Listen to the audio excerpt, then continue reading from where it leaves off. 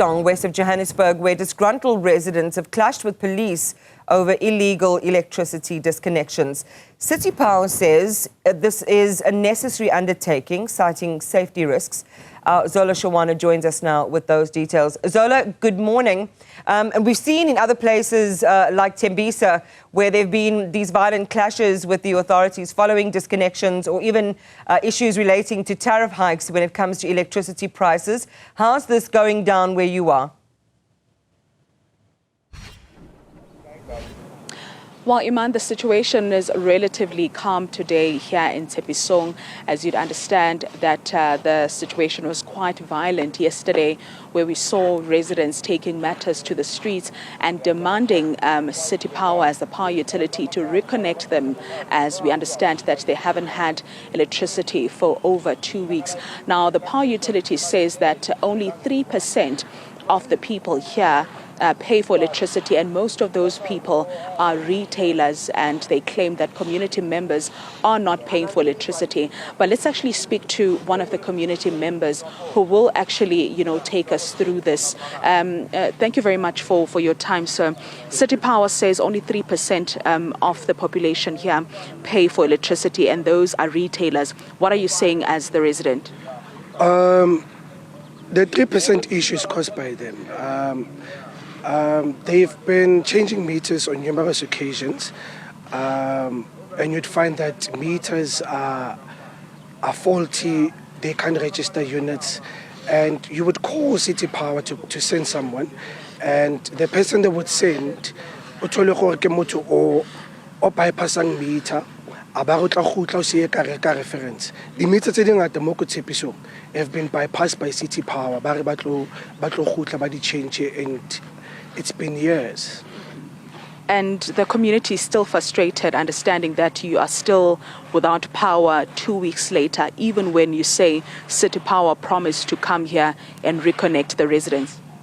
So basically what happened was we have an overload issue, go Tshepisong, because we've got 3 feeders that supply Tshepisong from Eskom side.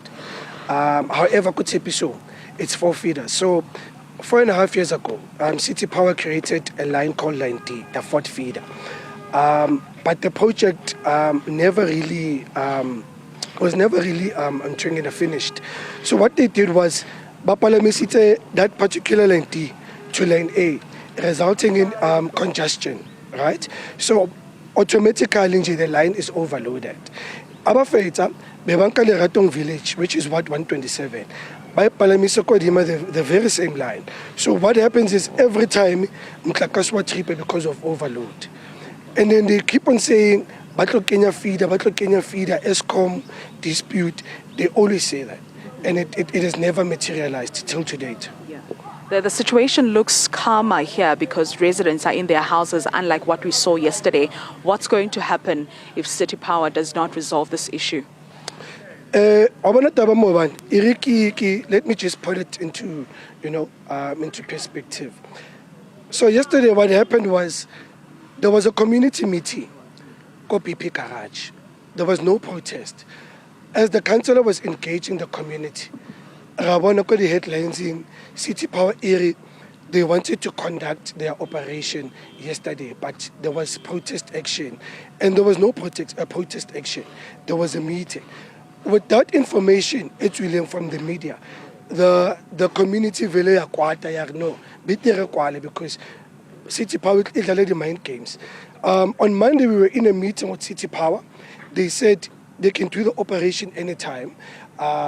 In fact, Tuesday, the only problem is they're waiting for confirmation from POPs. Tuesday, batlaka excuse ngobare POPs are here, iko court, attend the case ngwanoko Deben Deep, right? And then they will come up with another date. No, they wanted to do the operation yesterday.